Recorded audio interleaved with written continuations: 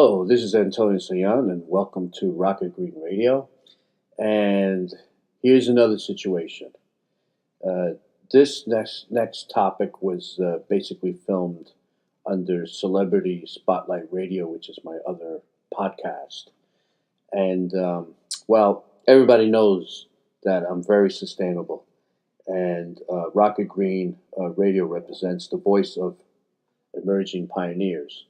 And I just felt that this next topic definitely falls in that category if you really think about it. Now, the interview that I gave is Dan Habib, and he directed a film called Intelligent Lives, a fantastic film. And so we sit down and we have a conversation, and which is just amazing. And I want to share that with you on Rocket Green Radio.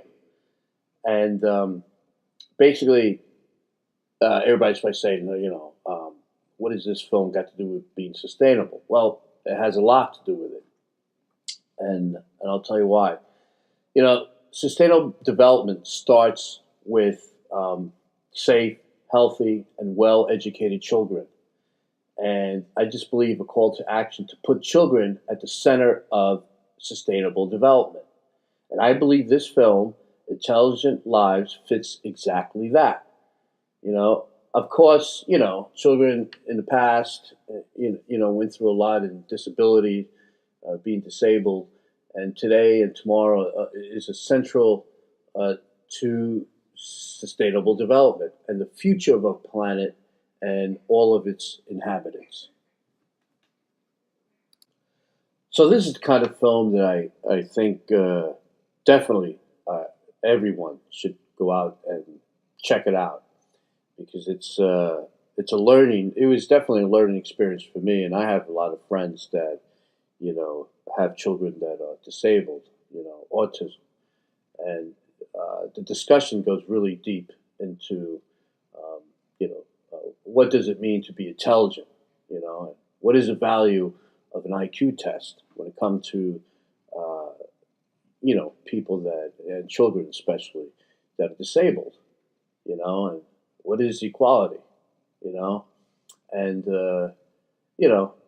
this film follows three young Americans with intellectual disabilities navigated through high school, college, and the workplace, challenging perceptions of intelligence along the way.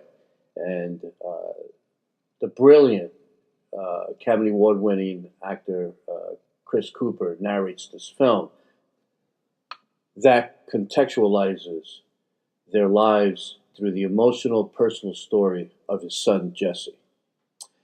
This was heartbreaking for me, and I want everyone to watch this interview. And here it is. And sit back, relax, and check it out on Rocket Green Radio. Hello, I'm Antonio Saillant, and welcome to Celebrity Spotlight Radio. And today's guest it's amazing because I love this film. It's called Intelligent Lives, and the director is Dan Habib, and I welcome him. Thank you, Antonio. Thank you. Pleasure to have you here. Thanks. Now, when I saw this film, honestly, it was breathtaking. It was emotionally for me, because I have a lot of friends, that have a lot of kids that are disabled, and autism and so on. And I could connect and relate to the film. But what really intelligent, what does that really mean? Right. Well, that's kind of the premise of the film, right? I think Chris Cooper, the actor who narrates the film, has this line at the beginning that I think really sets the tone, which is, can any measure of intelligence predict a person's value or their ability to contribute meaningfully to the world? And that's really the thesis of the film. Can we actually measure intelligence? If you ask 10 people outside, how do we measure intelligence? Probably 9 out of 10 would say the IQ test. Do they know that the IQ test actually led to the sterilization of 60,000 people in this country in the 20th century? Do they know that it led to mass institutionalization? The IQ test actually has a really awful history in this country. So in the film, what I first tried to do was give people some historical background to this thing that we call intelligence that we try to measure. and suggest both through the history and showing them how dangerous it really was to try and measure intelligence, but also through these current day examples of these paradigm shifters, Micah, Naomi, and Nair, that maybe we can't measure intelligence. Maybe intelligence is this thing that people express in all different ways, and we need to take people where they're at instead of trying to measure them by some artificial standard. Right. What made you do this film? Like, why all of a sudden, let me explore this area? Is that something that is deep passionate about yourself? Yeah, so all my film work touches on disability, and it's all grown out of my son, Samuel.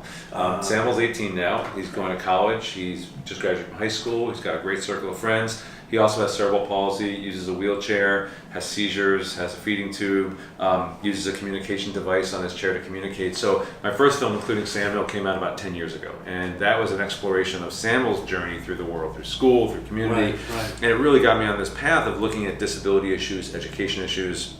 That's my full-time job now. So when I started thinking about my next film about 4 or 5 years ago, after I'd done 2 feature-length films, a lot of people in the field said the biggest obstacle for people with disabilities is this narrow perception of intelligence. The fact that we think we can measure intelligence, and if you don't meet that standard, you might not be able to go to school. You might not be able to go to a regular school or be in a regular class. You might not be able to go to college. You may not be able to have a job. You might not have relationships.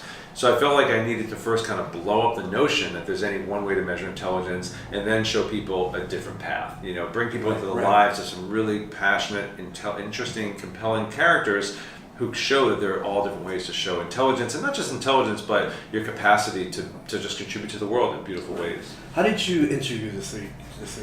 Well, first you got to find them. Yeah, no, there aren't they? Yeah, Micah, Nair, Naomi, great people. So I've been doing documentary work for 30 years. One way or another, I was a photojournalist for 20 years, and been doing films for about 13, 14 years.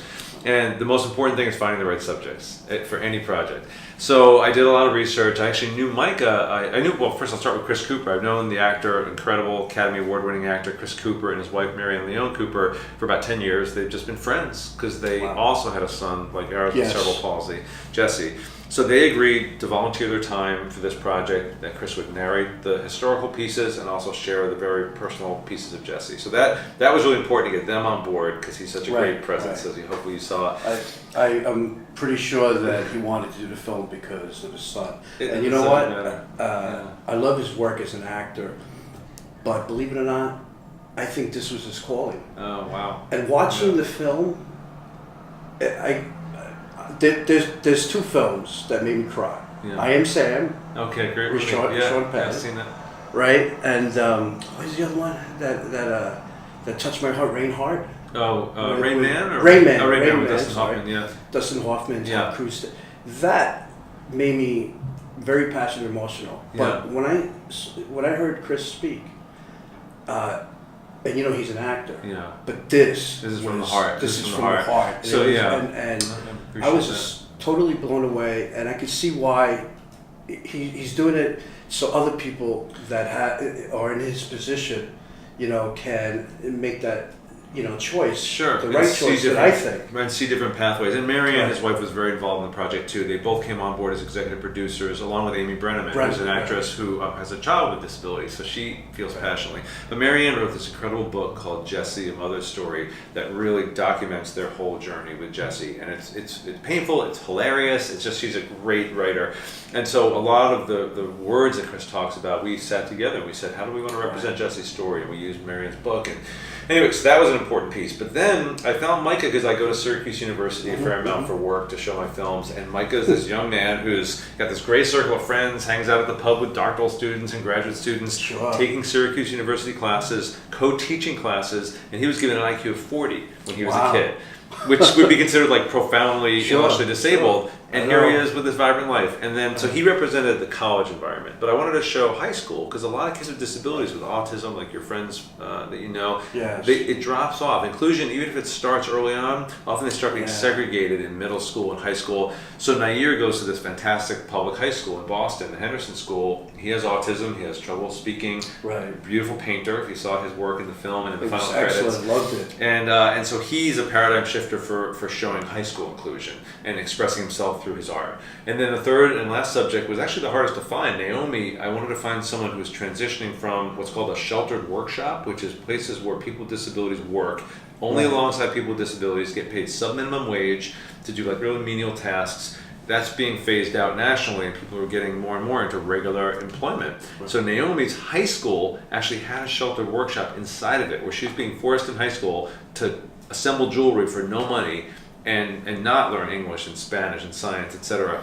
But now, thankfully, that has been shut down by the U.S. Department of Justice, and she's transitioned to employment. So those are the three paradigm shifters. But not only she understood that she has a problem, and I could see through you mean a disability? A disability. Yeah, she might call it a problem. She might just call it a challenge or a challenge, a gift. Sure, is what a difference. Say. Yeah, a difference. And what I liked about her is that she really pushed and kept on, and and met those challenges. Like towards the end of the film, when she got that job, and when she had the interview, she got the job. Yeah. She spoiler said in alert, the car. Spoiler alert. Yeah, well, it's all good. She just said, "I did it." Yeah. And I got so like, wow. Yeah. That was like a big thing. It was really moving, and to be there for me to be there when she got the job offer was incredible. Well, you got to understand, people use the wrong words sometimes.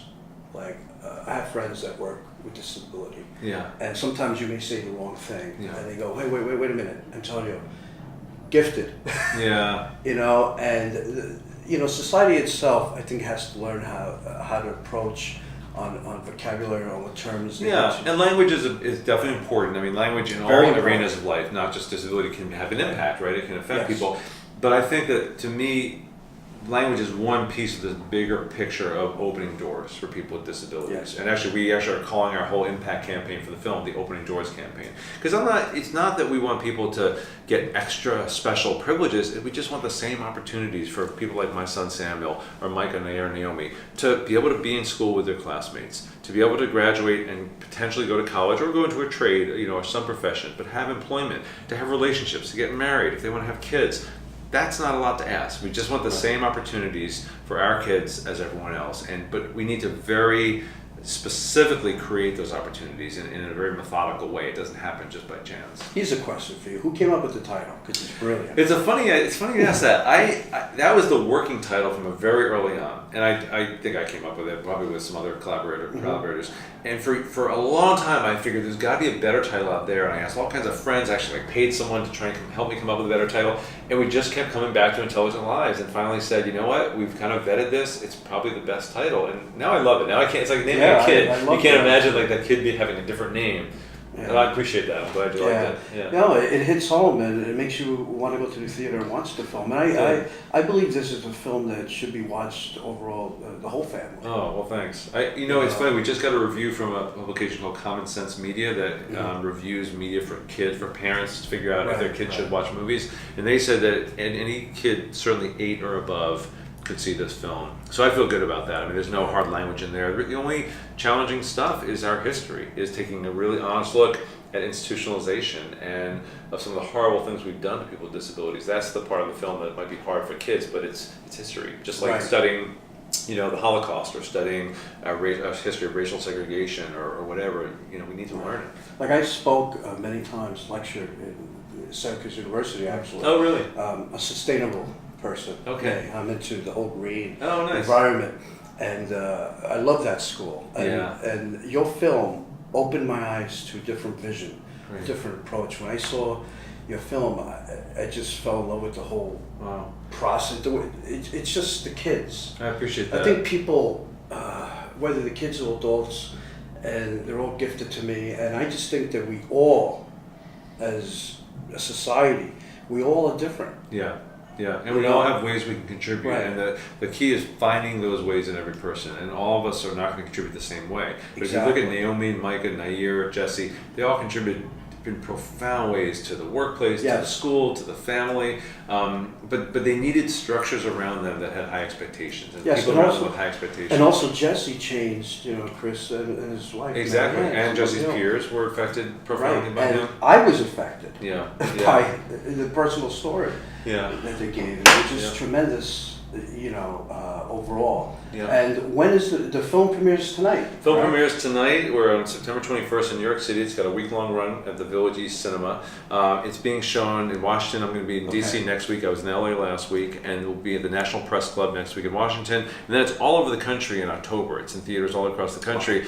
We actually are working with this group called Gather, and we're doing something called Theatrical on Demand. So anybody can host a screening in a movie theater in their own community. So they just need to go to our website, which is intelligentlives.org, and people can just click on a few clicks. Within 5 minutes, you could be hosting a screening in your own community. This film is also an excellent film for all the universities, even high schools. Yeah, a lot of my films, so I did 2 feature-length films previous, including Samuel about my son, a film called Who Cares About Kelsey, about a high school student with a lot of ADHD, emotional behavioral disabilities, and those have been used all over the country and internationally for the general public, but also for university training, school districts, nonprofits, professionals to really understand how we can best support and include students with disabilities. Wow, I congratulate you. Oh, thank you, man. And I wish you luck on this film. Thanks. Success, and I hope it sends a message worldwide, not just in the United States, because obviously this is, something that I think for us as a society in the world, we should take that in factor as a learning process for us. Yeah. Because we need to help people, yeah. kids. Yeah, great opportunities, open doors, and by doing this interview, you're helping to get it out even further. So I really appreciate it. Great success, and I hope your film goes to Netflix and everything. Thanks. We're working on it. Thank you so much. Congratulations. I really appreciate it. Thanks. Thank you. There you go. Another episode of Celebrity Spotlight Radio, and catch you next week. God bless.